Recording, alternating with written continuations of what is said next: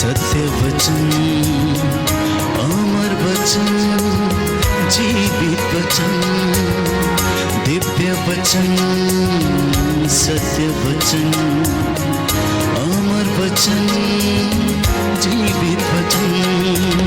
साई दा बाबा बनी दा बाबा बगरे सा निरे सा निरे सा निरे सा निरे सा। दिव्य वचन, सत्य वचन, अमर वचन, जीवित वचन, दिव्य वचन, दिव्य वचन।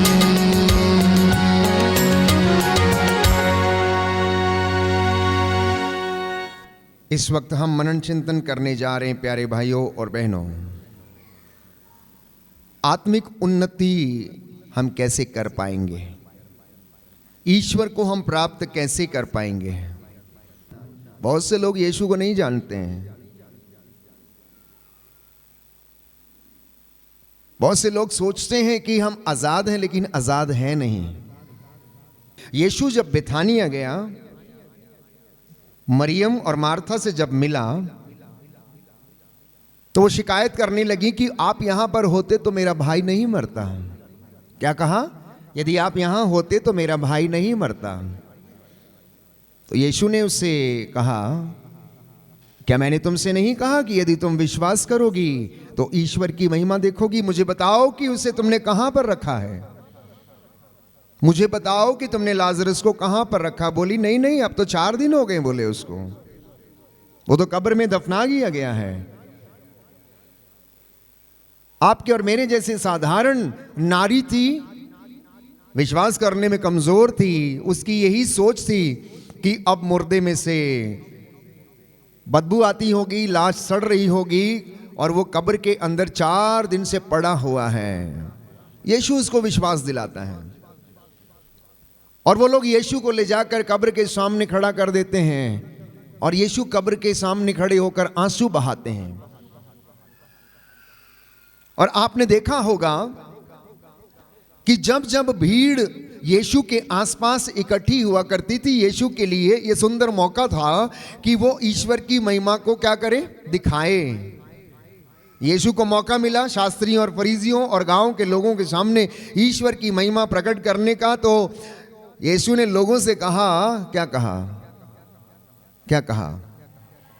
हाँ, पत्थर हटाओ, पत्थर को हटाओ।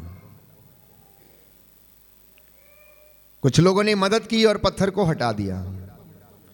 अब यीशु ने जोर से आवाज लगाई, लाजरस लाजरस बाहर आ जाओ। और लाजरस क्या हो गया? बाहर आ गया और खड़ा हो गया। अगर आपने ध्यान पूर्वक ये वचन पढ़ा है तो यीशु ने कहा, इसके पट्टियां खोल दो, इसकी पट्टियां खोल दो। सुन रहे हैं आप? ध्यान से मेरी ओर ध्यान दीजिए। माता जी इधर ध्यान दीजिए, मैं बहुत गहराई की बात बता रहा हूं। यीशु ने क्या कहा? इसकी पट्टियां खोल दो। लाजरस जिंदा था, लेकिन उसके हाथ और पैर बंधे हुए थे। जिंदा होने के बावजूद वो अपनी पट्टियां खोलने में असमर्थ था, अपने बंधनों को तोड़ने में असमर्थ था। पट्टियों में बंधे होने के कारण वो स्वतंत्रता से चल फिर नहीं सकता था। He was not freely able to move and walk. हालांकि वो जिंदा था। कभी कभी मेरी और आपकी जिंदगी में भी ऐसा ही है। हम जिंदे तो हैं लेकिन बंधनों में हैं। अपने आप ये बंधन हम नहीं तोड़ सकते हैं, किसी की सहायता की जरूरत है। किसी व्यक्ति की जो दुआ करता, प्रार्थना करता, ले हैंड करता या छुटकारा देता है यीशु के वचन के माध्यम से, वो आपको आजाद करता, आपके बंधनों को खोलता है, आंतरिक चंगाई के लिए प्रार्थना करता है और आपको डिलीवरेंस देता, डिलीवरेंस के लिए प्रार्थना करता। यीशु के नाम पर लोगों ने क्या किया? लाजरस के पट्टियों को खोल दिया और वो आजाद हो गया, वो स्वतंत्र हो गया। आज उन बंधनों को तोड़ने की आवश्यकता है। आप चलते फिरते हैं, जिंदा हैं, हंसते हैं, खेलते हैं, एक दूसरे से मजाक करते हैं, ध्यान रखते हैं, लेकिन जरूरी नहीं कि आप स्वतंत्र हैं। और वो स्वतंत्रता प्राप्त करने के लिए हमें यीशु की जरूरत है प्यारे भाइयों और बहनों। We need someone to open the bondages, we need someone to break the bondages from our life, and that is Jesus, he is going to do.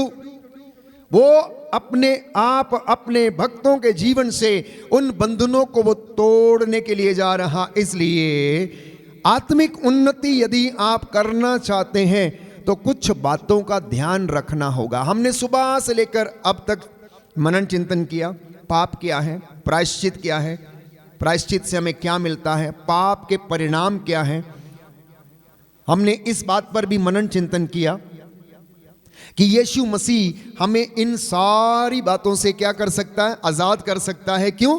क्योंकि उसके पास अधिकार है, उसे भाग्य पर अधिकार है, जीवन पर अधिकार है, मृत्यु पर अधिकार है, सृष्टि पर अधिकार है। परमेश्वर ने उसे सब नामों में सर्वश्रेष्ठ नाम दिया है। इसलिए वो व्यक्ति आपको और मुझे उन बंधनों से आजाद कर सकता है। उस आजादी को पाने के लिए हमें क्या करना, उसके पास जाने की आवश्यकता। और मैंने आपको बताया कि उसके वचन को सुनना, मनन चिंतन करना, और वो हमें आनंदित करता है। उसकी वाणी हमें आनंद प्रदान करती है, बंधनों को तोड़ती है। क्योंकि मैंने आपके लिए वचन पढ़ा था यिर्मयाह नबी के ग्रंथ अध्याय 23 पद संख्या 29 से, उसकी वाणी आग के जैसी है, हथौड़े के जैसी। जब ये वचन आप सुनते हैं तो शैतान डरता है, कांपने लगता है, चिल्लाने लगता है, कान बंद करता है, वो वचन सुनना नहीं चाहता है। क्यों? क्योंकि उसको मालूम है कि यीशु के वचनों में जीवन है, बल्कि शैतान के वचनों में जीवन नहीं है। यीशु ने उसकी परिभाषा दी योहन के सुसमाचार अध्याय 10 पद संख्या 10 में, और कहा शैतान मारने, चुराने और नष्ट करने के लिए आता, लेकिन मैं इसलिए आया हूं कि तुम जीवन प्राप्त करो, परिपूर्ण जीवन प्राप्त करो। आप सब लोग जीवन पाने के लिए आए हैं, यस और नो? आत्मिक उन्नति के लिए आए हैं, यस और नो? आप अपने पापों से आजाद होने आए हैं, यस और नो? बंधनों से छुटकारा पाना चाहते हैं, यस और नो? आध्यात्मिकता में बढ़ना चाहते हैं, यस और नो? क्या आप आज वादा करते हैं प्रभु से कि मैं आपके साथ रहूंगा, आप मेरे साथ रहिए? तो वो आपके साथ रहेगा, बशर्ते इन बातों पर ध्यान दीजिए। कलोसियों का पत्र अध्याय 4 पद संख्या 2। बहुत जल्दी में इन वचनों को आप नोट कर सकते हैं, लिख सकते हैं। जिनके पास बाइबल है, आप, मैं पढ़ते जाऊंगा, आप लिखिए। और आध्यात्मिक उन्नति कैसे करें, उसके लिए बाइबल हमें क्या सजेशंस देती है, बाइबल हमें क्या बताती हैं। अगर आप आत्मिक उन्नति करना चाहते हैं तो हमें कुछ बातों का ध्यान रखने की आवश्यकता है। सबसे पहले कलोसियों को लिखते हुए संत पौलुस हमें बताता है, अध्याय 4 पद संख्या 2 और उससे आगे, अध्याय 4 पद संख्या 2 और उससे आगे लिखा है, आप लोग सजग होकर प्रार्थना और धन्यवाद में लगे रहें। पहली बात, उन्नति पाने के लिए, आत्मिक उन्नति करने के लिए प्रार्थना में सजग होकर धन्यवाद के निवेदन प्रस्तुत करते रहें और आप आत्मा में बढ़ते जाएंगे। दाहिना हाथ उठाकर मेरे पीछे दोहराइए, हालेलुया। प्रभु का वचन कहता है, कलोसियों का पत्र अध्याय 4 पद संख्या 2, आप लोग सजग होकर प्रार्थना और धन्यवाद में लगे रहें। Hallelujah, hallelujah. अगला वचन आत्मिक उन्नति के लिए पद संख्या 5, उसी अध्याय में पद संख्या 5, आप लोग बाहर वालों के साथ बुद्धिमानी से व्यवहार करें। वर्तमान समय से पूरा पूरा लाभ उठाएं अगर आप आत्मिक उन्नति करना चाहते हैं तो। जब भी आपको मौका मिले संस्कारों में भाग लेने का, संस्कारों को ग्रहण करने का, प्रायश्चित करने का, पाप स्वीकार संस्कार ग्रहण करने का, और बाहर वाले लोगों से आप क्या करें, बुद्धिमानी से व्यवहार करें। यह दूसरी बात है आत्मिक उन्नति के लिए। तीसरी बात, परिवार में आत्मिक उन्नति के लिए, पति पत्नियों के लिए प्रभु इस बात को संत पौलुस के माध्यम से ये वचन हमें देता है। अध्याय 3 पद संख्या 19 और उससे आगे। अध्याय 3 कलोसियों का पत्र पद संख्या 19 और उससे आगे। पति अपनी पत्नियों को प्यार करें और उनके साथ कठोर व्यवहार नहीं करें। वचन संख्या 20, बच्चे सभी बातों में अपने माता पिता की आज्ञा माने, क्योंकि प्रभु इससे प्रसन्न होता है। पिता अपने बच्चों को खिजाया नहीं करें, कहीं ऐसा ना हो कि उनका दिल टूट जाए। हालेलुया। दाहिना हाथ उठाकर वचन दोहराएंगे, हालेलुया।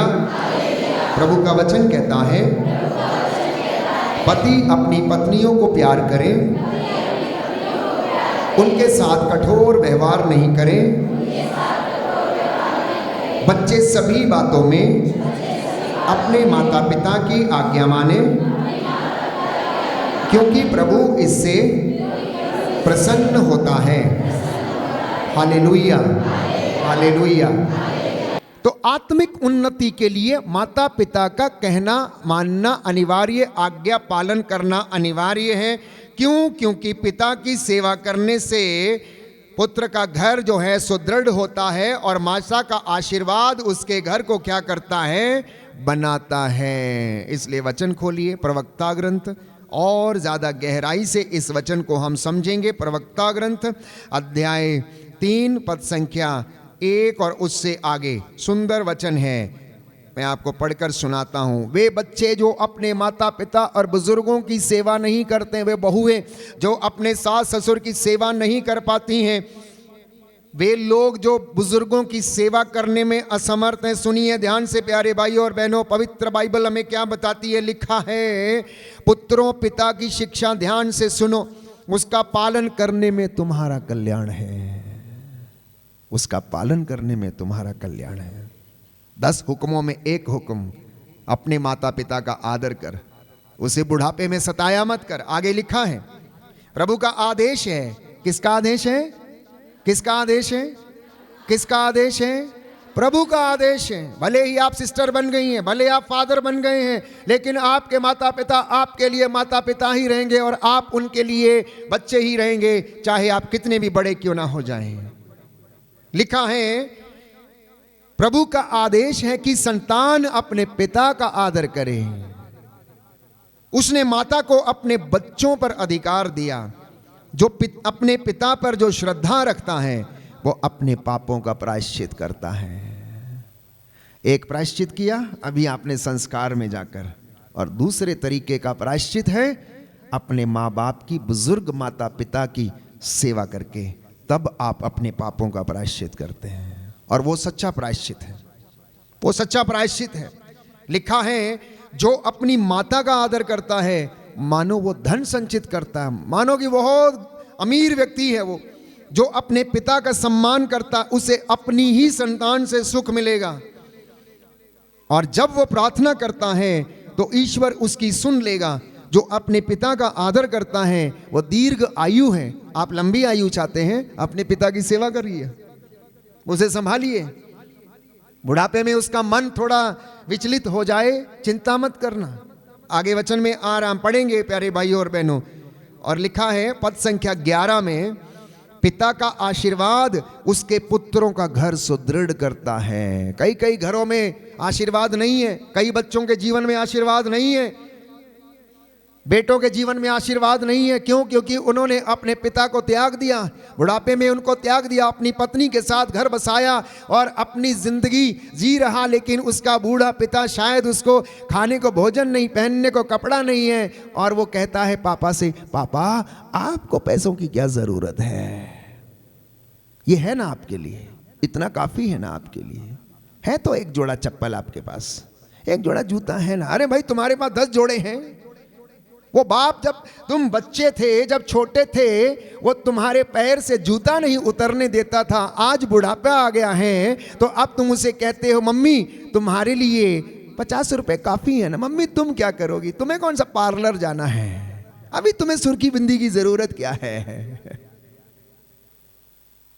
ये कलयुग है, आज के बच्चों की ये भाषा है। मम्मी तुम्हें नहीं आता है, हम बताएंगे क्या करना है। लाइए मैं लेता हूं, मैं करती हूं, लाओ। वाह, उधर बैठो जाके, चुप। देखो मेरे दोस्त आ रहे हैं, आज बाहर मत निकलना, आप अंदर रहना, हम सर्व कर लेंगे। क्यों? हो सकता है मम्मी बूढ़ी हो गई है, उसे बोलना नहीं आता है, हो सकता है उसकी स्किन में झुर्रियां आ गई हैं, हो सकता है वो आपके अमीर मित्रों के सामने बैठने के लायक नहीं। ऐसा आप सोचते हैं, ऐसा आप सोचते हैं, और आप उसे कहते हैं। ये बच्चों की भाषा है। हम दुनिया में सुनते हैं लोगों को, नौजवान बेटे और बेटियों को मम्मी पापा से मिलवाना भी नहीं चाहते। कभी कभी तो बच्चे खुद ही देखते हैं। ऐसा नहीं है कि आपके घरों में है या नहीं है, मैं आपको वास्तविकता बता रहा हूं। ये कलयुग का जमाना है, इसलिए संत पौलुस कहता है ये दिन बुरे हैं, ये दिन बुरे हैं प्यारे भाइयों और बहनों। तो आगे लिखा है कि पिता का आशीर्वाद उसके पुत्रों का घर सुदृढ़ करता, किंतु माता का अभिशाप उसके घर की नींव उखाड़ देता। इसलिए माताएं सावधान रहे। आप लोग अपने बच्चों के लिए कौन सा शब्द आप इस्तेमाल करती हैं? गुस्से में, क्रोध में आके आप ये कह देती हैं तेरा सत्यानाश हो, तेरा ऐसा हो जाए, तेरा वैसा हो जाए, तू पैदा ही नहीं हुआ होता, तू मुझे दुख देता है। एक एक वचन का हिसाब मांगा जाएगा। आपके वचनों में पावर है, याद रखिएगा। आप जो बोलेंगे वैसा हो जाएगा। इसलिए यिर्मयाह नबी के ग्रंथ में आपको याद दिलाता हूं, जब यिर्मयाह अपनी मां के कोख को कोस रहा था, क्योंकि लोग उसे मारना चाहते थे, वो बीमार था और वो दुखी था, उसकी पीड़ा का अंत नहीं हो रहा था, तो ईश्वर से पूछता है प्रभु मेरी पीड़ा का अंत कब होगा? परमेश्वर ने कहा यिर्मयाह वो दिन याद कर और अपने शब्द वापस ले। कौन से शब्द थे? उसने अपनी मां के गर्भ को कोसा था। गर्भ में बनाने वाला परमेश्वर है, मां नहीं है, पिता नहीं है, वो एक साधन है, माध्यम है। लेकिन प्यारे भाइयों और बहनों, ये सारे काम, सारी कृपा और आशीष देने वाला परमेश्वर है।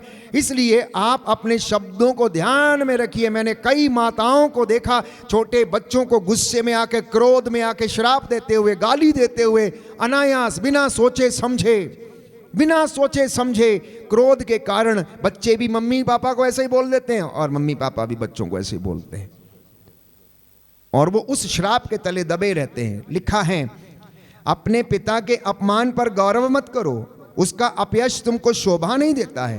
पिता का सम्मान मनुष्य का गौरव है, माता का अपयश पुत्र को शोभा नहीं देता। पुत्र अपने बूढ़े पिता की सेवा करो, जब तक वह जीता है उसे उदास मत करो।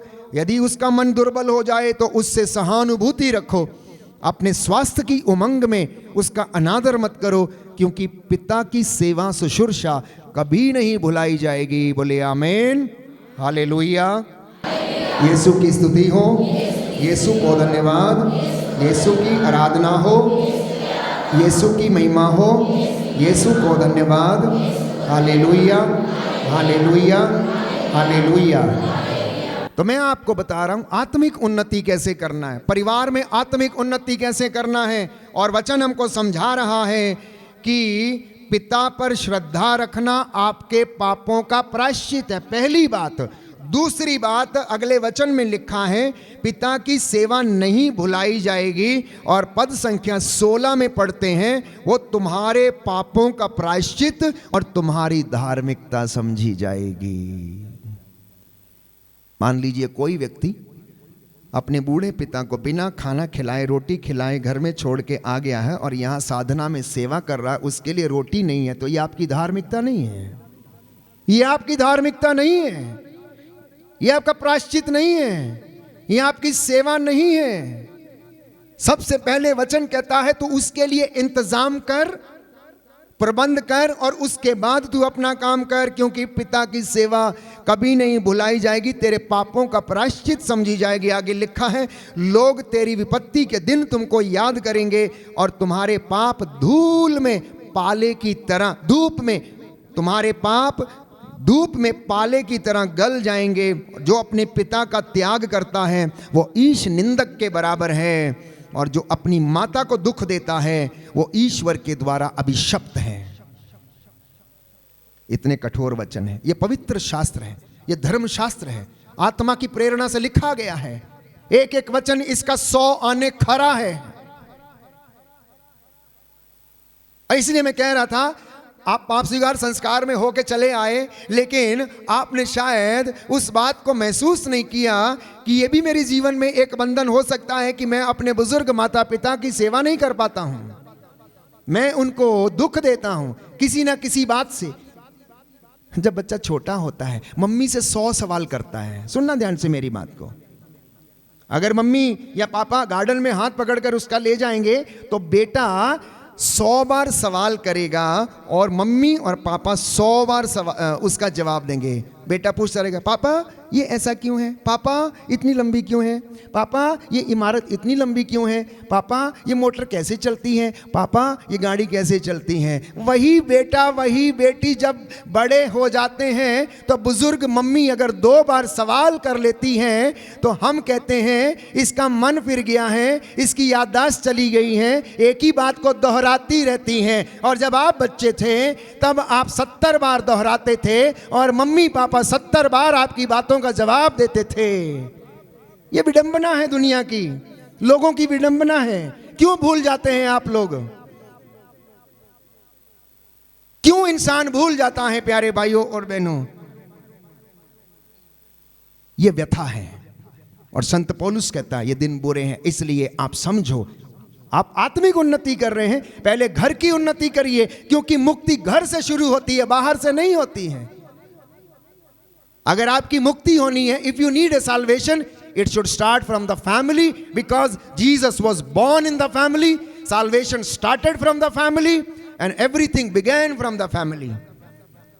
यीशु इस दुनिया में आया, परिवार में आया, सुख दुख देखा, मुक्त उसने सबसे पहले अपने घराने का उद्धार किया। यूसुफ, मरियम और यीशु का परिवार पवित्र ठहरा। आज हमारे लिए वो आदर्श परिवार है। इसलिए आत्मिक उन्नति के लिए प्रियजनों याद रखिएगा, अपने माता पिता की सेवा करना अनिवार्य है और बच्चे अपने माता पिता का आदर करें। 5वीं बात आत्मिक उन्नति के लिए, कलोसियों का पत्र अध्याय 3 पद संख्या 5 और उससे आगे। कलोसियों का पत्र अध्याय 3 पद संख्या 5 और उससे आगे लिखा है, आप लोग अपने शरीर में इन बातों का दमन करें जो पृथ्वी की हैं। You want to grow spiritually, तो इन बातों का दमन करना है। कौन सी बातें हैं? व्यभिचार, अशुद्धता, कामुकता, विषय वासना, लोभ, जो मूर्ति पूजा के सदृश है। इन बातों के कारण ईश्वर का कोप आ पड़ता है। सुना आपने? सुना आपने? इन बातों के कारण परिवार में और व्यक्तिगत जीवन में ईश्वर का कोप आन पड़ता है। अगर आप स्पिरिचुअल लाइफ में, आध्यात्मिक जीवन में उन्नति करना चाहते हैं तो संत पौलुस कहता है अपने शरीर में विषय वासना का, व्यभिचार का, कामुकता का, दलबंदी का, क्रोध का और ऐसी अनेक बुराइयों का आप क्या करें? दमन करें। क्योंकि अगर ये बातें जिंदगी में हैं तो ईश्वर के कोप से आप नहीं बच पाएंगे, आप नहीं बच पाएंगे। और आगे लिखते हुए कहता है आप अश्लील बात करना छोड़ दीजिए, आप लोग पवित्र बने और व्यभिचार से दूर रहें, क्योंकि ईश्वर की आप लोगों के विषय में यही इच्छा है। आप में से बहुत सारे लोग पूछते हैं कि ईश्वर की इच्छा हमारे लिए क्या है? ईश्वर की इच्छा आपके और मेरे विषय में ये है, हम पवित्र बने, हम पवित्र बने मन से, आत्मा से, हृदय से, सोच से, विचारों से, और हमारी हर एक जीवन की गतिविधि में हम पवित्र बने, जैसा कि लिखा हुआ है थिस्सलुनीकियों के पत्र अध्याय 4 पद संख्या 9, book of Thessalonians chapter 4 verse 9। ईश्वर नहीं चाहता कि हम उसके कोप भाजन बने, बल्कि वो चाहता है कि प्रभु ईसा मसीह के द्वारा मैं और आप मुक्ति प्राप्त करें। Book of Thessalonians chapter 4 verse 9। दाहिना हाथ उठाकर दोहराएंगे हालेलुया। यीशु की स्तुति हो, यीशु को धन्यवाद। जोर से बोलेंगे दाहिना हाथ उठाकर hallelujah, hallelujah, hallelujah, hallelujah.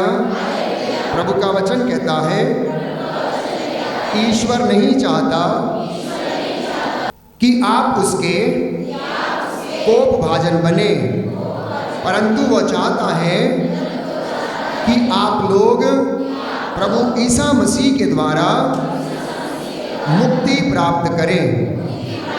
Hallelujah, hallelujah, hallelujah.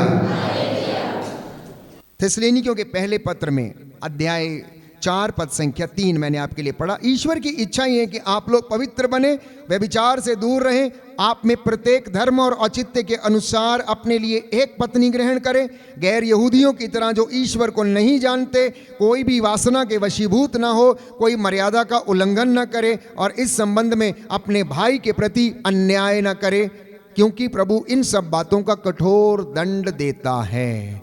क्या करता है? प्रभु इन सब बातों का कठोर दंड देता है, इसलिए आप सावधान रहें, सावधान रहें। थिस्सलुनीकियों का पत्र अध्याय 5 में हम पढ़ते हैं, प्यारे भाइयों और बहनों, पद संख्या 15 में लिखा है कि आप इस बात का ध्यान रखें कि कोई भी बुराई के बदले बुराई ना करे, अन्यथा स्पिरिचुअल लाइफ में उन्नति कभी नहीं होगी, कृपा का लेवल नहीं बढ़ेगा, ग्रेस का लेवल नहीं बढ़ेगा, क्योंकि साफ साफ लिखा है आप लोग इस बात का ध्यान रखें कि कोई भी बुराई के बदले बुराई ना करे, आप सदैव एक दूसरे की और सब मनुष्यों की भलाई करने का प्रयत्न करें। यही मेरी और आपकी इच्छा और काम होना चाहिए। और वचन कहता है पद संख्या 16 में आप लोग प्रसन्न रहें, आप लोग प्रसन्न रहें, निरंतर प्रार्थना करते रहें।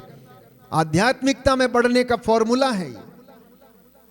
तब आपकी प्रार्थनाएं सुनी जाएंगी जब हमारा मन, हमारी सोच, हमारे विचार, हमारे काम, हमारी धार्मिकता पवित्र है। दाहिना हाथ उठाकर इसको अंगीकार करेंगे। हालेलुया। प्रभु का वचन कहता है थिस्सलुनीकियों का पहला पत्र अध्याय 5 पद संख्या 16, आप लोग हर समय प्रसन्न रहें, निरंतर प्रार्थना करते रहें, सब बातों के लिए ईश्वर को धन्यवाद दें, क्योंकि ईसा मसीह के अनुसार आप लोगों के विषय में ईश्वर की यही इच्छा है। आमीन। Hallelujah, hallelujah, hallelujah. और तब वचन कहता है आपकी ज्योति उषा की तरह चमकेगी, आपकी धार्मिकता आपके आगे आगे चलेगी, आपकी संतानें उन्नति करेंगी। साम नंबर 115 वर्स 14, तुम और तुम्हारी संतति उन्नति पाएगी जब आप ये सारे कामों को करोगे जिसे मैंने अभी अभी आपको आपके सामने दोहराया। कलोसियों के पत्र से, थिस्सलुनीकियों के पत्र से संत पौलुस आत्मिक उन्नति के लिए हमें बताता है और लिखता है तब तुम्हारी संतति उन्नति पाएगी। आप में से जितने लोग कहते हैं हमारे बच्चे सक्सेस नहीं प्राप्त करते, सफल नहीं होते, फेल हो जाते हैं, क्योंकि बाइबल कहती है यशायाह नबी के ग्रंथ अध्याय 58 पद संख्या 13 और 14, विश्राम दिवस को पवित्र रखो। एक और महत्वपूर्ण बात है आध्यात्मिक उन्नति के लिए, विश्राम दिवस को पवित्र रखना है तो तुम्हें प्रभु का आनंद प्राप्त होगा। बोलिए आमीन। प्रभु का वचन कहता है विश्राम दिवस पवित्र रखो और तुम्हें प्रभु का आनंद प्राप्त होगा। Hallelujah, hallelujah, hallelujah. और एक सुंदर वचन है, जब आप विश्राम दिवस को पवित्र रखते हैं तो प्रभु का आनंद मिलता है। और विधि विवरण ग्रंथ अध्याय 28 पद संख्या 12 में लिखा हुआ है तब आप जो भी काम करोगे वो सफल होगा। जिस काम में हाथ डालोगे वो सफल होगा, जिस काम को करने के लिए आप जाओगे वो सफल होगा, क्योंकि पवित्र बाइबल हमें यही बताती है। विधि विवरण ग्रंथ अध्याय 28 पद संख्या 12 लिखा है प्रभु अपने आकाश का अपूर्व भंडार खोलकर तुम्हारी भूमि पर ठीक समय पर पानी बरसाएगा यदि आप उसकी ओर दृष्टि लगाओगे, विश्राम दिवस पवित्र रखोगे, माता पिता की सेवा करोगे, पवित्रता में रहोगे, आनंद में रहोगे। भरपूरी का परमेश्वर अपने अपूर्व भंडारों को आदेश देगा कि वह तुम पर उन्नति की वर्षा करेंगे। आगे लिखा है वो ठीक समय पर पानी बरसाएगा और तुम्हारे सब कार्यों में तुम्हें आशीर्वाद देता रहेगा। तुम अन्य अनेक राष्ट्रों को उधार दे सकोगे, तुम्हें उधार लेना नहीं पड़ेगा। बोलिए आमीन। जो कर्ज लेते हैं प्रभु कहता है तुम्हें उधार लेने की जरूरत नहीं पड़ेगी, तब तुम लोगों को उधार दोगे। कहता मैंने तुम्हें नेता बनाया है, मैंने तुम्हें सिर बनाया है, पूंछ नहीं बनाया है। मैंने लोगों के पीछे चलने के लिए नहीं बुलाया, मैंने तुम्हें लोगों के आगे चलने के लिए बुलाया है। यह परमेश्वर का वचन है। Have you understood any time कि आपका इंपॉर्टेंस कितना है, आप कितने महत्वपूर्ण हैं, आप कितनी चुनी हुई प्रजा हैं, आप कितने बड़े लोग हैं। प्रभु ने जो दर्जा आपको दिया है, कहता मैंने तुम्हें नेता बनाया है और हम लोगों के पीछे चलते रहते हैं। कहता मैंने तुम्हें आगे चलने के लिए चुना है। अगले वचन में आप पढ़िए, लिखा है प्रभु तुम्हें नेता बनाएगा, किसी का अनुयायी नहीं बनाएगा। यदि तुम मेरे द्वारा अपने को दी गई प्रभु अपने ईश्वर की आज्ञाओं का सावधानी से पालन करोगे, अन्य देवताओं की सेवा और पूजा करने से उन नियमों से जरा भी विचलित नहीं होगे जिन्हें मैं तुम्हें आज दे रहा हूं, तो तुम्हारी अवनति नहीं होगी, तुम्हारी उन्नति होगी। बोलिए आमीन। कब ये सब होगा? आत्मिक उन्नति कब होगी? जब हम ईश्वर की आज्ञाओं को मानेंगे, जब उसके नियमों का पालन करेंगे, जब हम वचन में चलेंगे, जब हम उसके लिए स्टैंड लेंगे। जैसा कि प्रभु के भक्तों ने, नबियों ने वो स्टैंड लिया और परमेश्वर ने उन्हें ब्लेस किया और आशीष दी, तब हमारे जीवन से हर एक प्रकार का बंधन टूटेगा और वो हमें आशीष और रूह का ताजा मस्सा और अभिषेक प्रदान करेगा।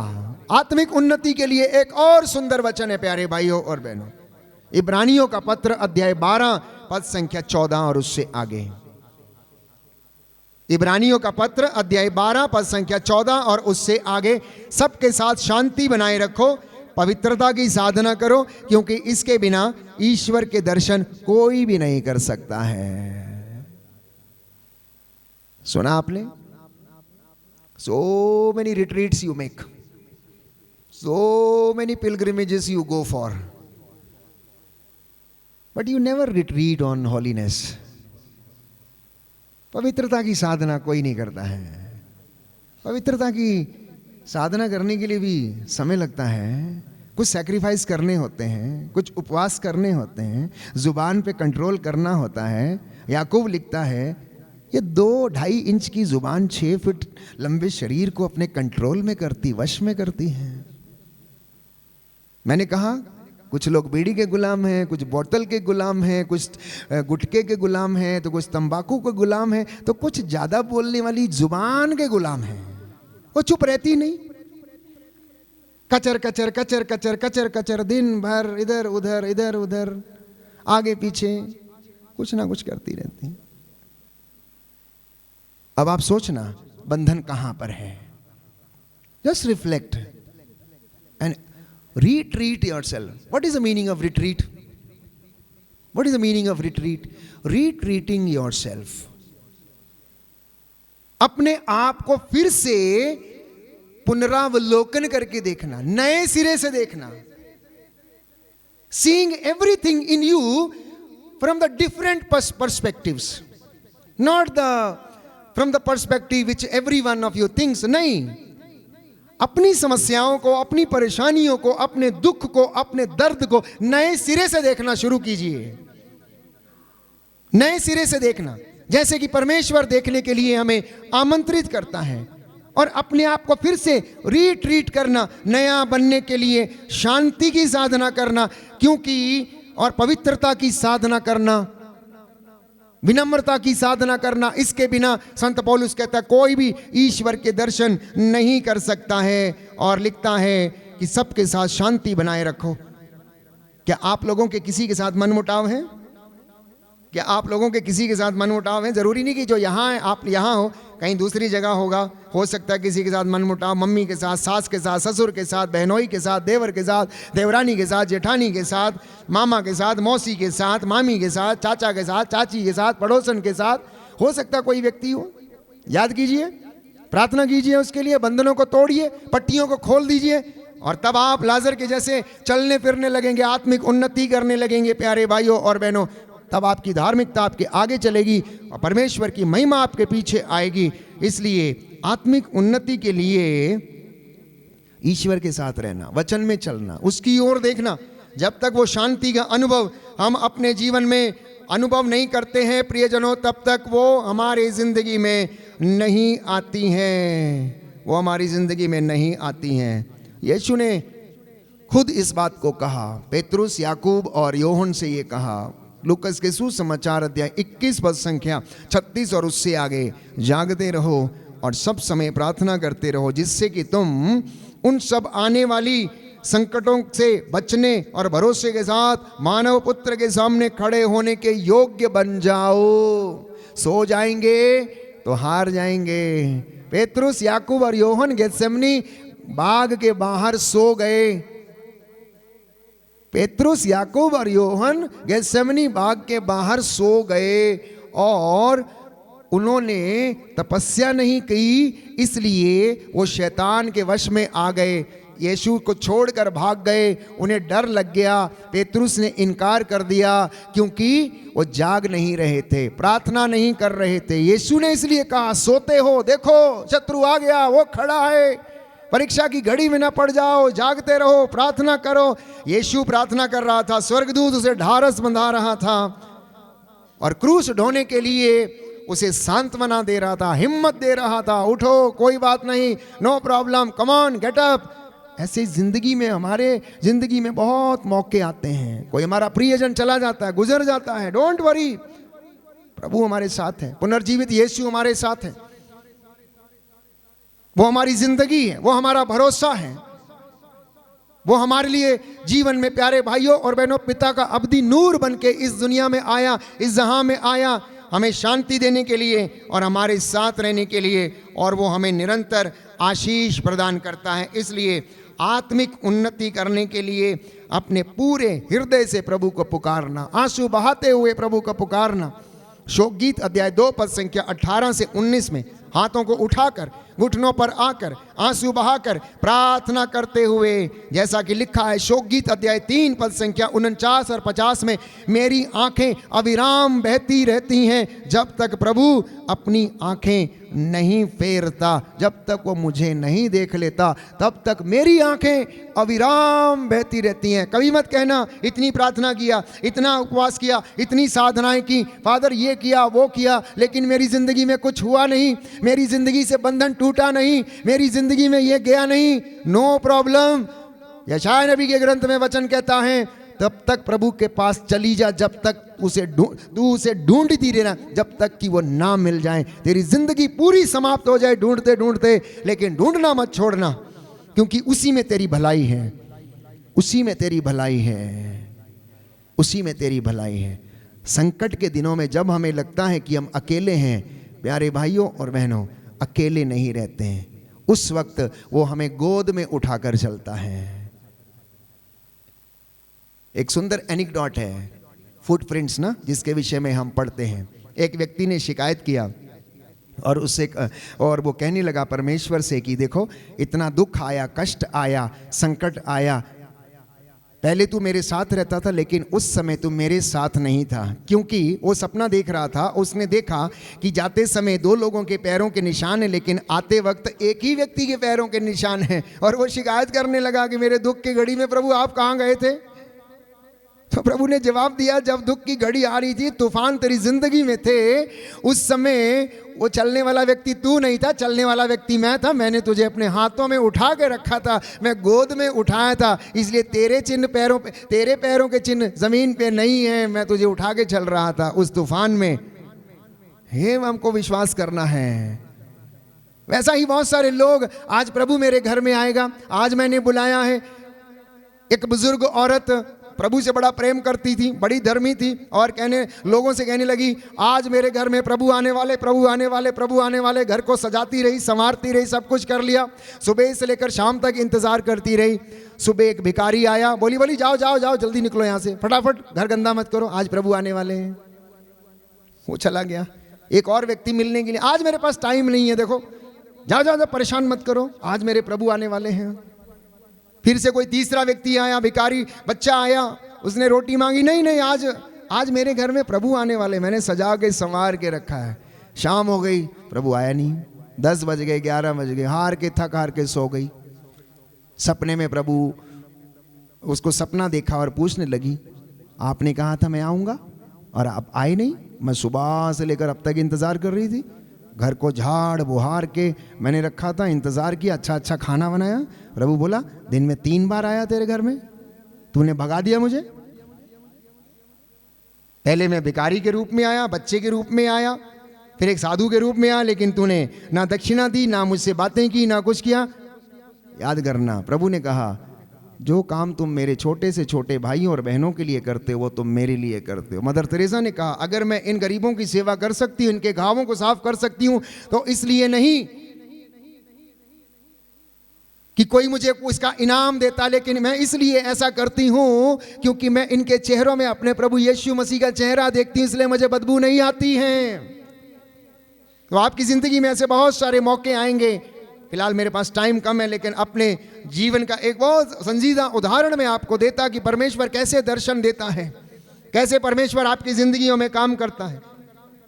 एक भी व्यक्ति जो प्रभु ने कहा मेरा पड़ोसी कौन है, इसके विषय में दृष्टांत सुनाया। प्रभु आपके पड़ोसी के रूप में आपके घर में आता है। स्वर्ग जाने का रास्ता पड़ोसी के आंगन से गुजरता है, इसलिए पड़ोसी का दिल कभी ना दुखाया करें। अपने पड़ोसी को अपने समान प्यार करें। जो बाजू में सोता है, बगल वाले कमरे में है, ये सुंदर कहावत है, स्वर्ग का रास्ता पड़ोसी के आंगन से होके गुजरता है।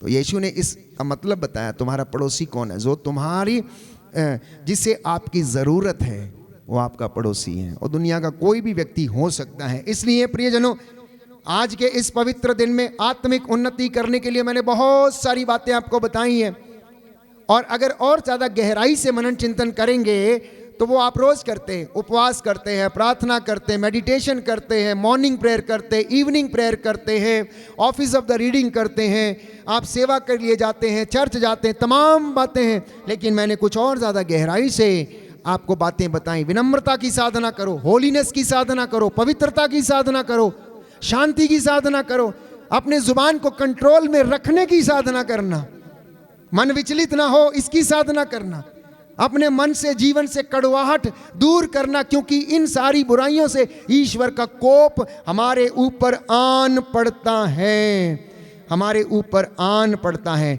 और प्रार्थना करना है किस तरीके से? याबेस की तरह। यदि आप पहला इतिहास ग्रंथ अध्याय 4 पद संख्या 9 पढ़ेंगे तो उसमें सुंदर प्रार्थना है याबेस की। उसने कहा, हम पढ़ेंगे पहला इतिहास ग्रंथ अध्याय 4 पद संख्या 9। जिसके पास बाइबल है वो खोलें ताकि आपको ज्ञान हो बाइबल खोलने का भी।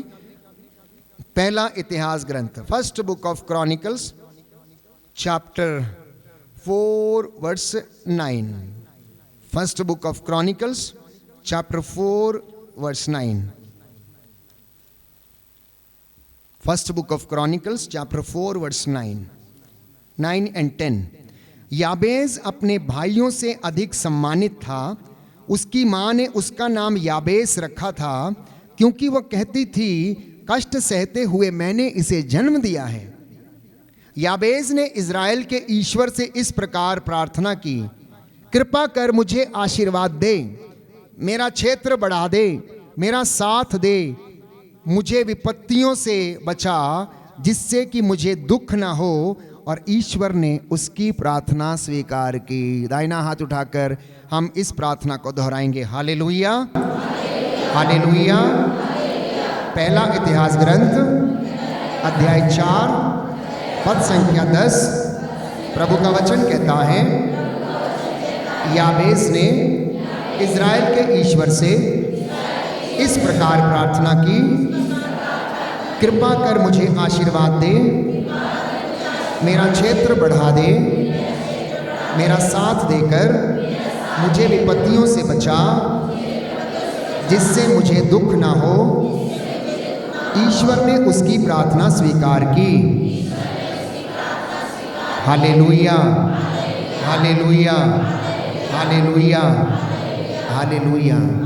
जब आप वचन से प्रार्थना करते हैं तो उन वचनों में इतना सामर्थ्य प्यारे भाइयों और बहनों कि आप इसका अंदाज़ा भी नहीं लगा सकते हैं कि ये वचन आपकी ज़िंदगी में क्या कर सकते हैं। हो सारे बंधनों को ये वचन जो हैं वो तोड़ देते हैं। उसके वचनों में श्रापों को भी आशीर्वाद में बदलने का सामर्थ्य है। That is the power of the word of God, that it can turn the curses into blessings. परमेश्वर के वचनों में वो सामर्थ्य है, वो ताकत है कि वो प्रभु के द्वारा जो आशीर्वाद दिया जाता है उसके द्वारा अभिशाप भी किस में बदल जाते हैं? परमेश्वर के आशीर्वाद में बदल जाते हैं। अगर आप वचन खोल सकते हैं तो खोलिए जकरिया नबी का ग्रंथ, अध्याय 8 पद संख्या 13। बुक ऑफ प्रॉफिट जकरिया चैप्टर 8 वर्स 14 से हम पढ़ेंगे। 13-14 दोनों आप पढ़ सकते हैं अपने घर में प्यारे भाइयों और बहनों। लिखा है, यूदा के घराने और इज़राइल के घराने, पहले राष्ट्र तुमको अभिशाप का पात्र समझते थे, किंतु अब मैं तुम्हारा उद्धार कर तुमको आशीष का पात्र बनाऊंगा। तुम डरो नहीं, तुम्हारे हाथ बलवान रहें। विश्वमंडल का प्रभु यह कहता है, तुम्हारे पूर्वजों के दुष्कर्मों से तंग आकर जैसे मैंने तुम्हारा अनिष्ट करने का निश्चय किया था, यह विश्वमंडल के प्रभु की वाणी है, और अपने निश्चय पर मैं अटल रहा, वैसे ही अब मेरा एक दूसरा लक्ष्य है। इस वर्तमान काल में मैं यरूशलेम और यूदा के घराने पर आशीर्वाद बरसा दूंगा, तुम मत डरो। बोलिए आमेन, हालेलुया, हालेलुया, हालेलुया। सुंदर बात है, यूदा के घराने से कहा जा रहा है कि पहले लोग तुझे अभिशाप का पात्र समझते थे, लेकिन अब मैं तेरा पुनरुद्धार करूंगा, तेरा उद्धार करूंगा, तुझे आशीष का मैं पात्र बनाऊंगा। उसके वचनों में ताकत है प्यारे भाई और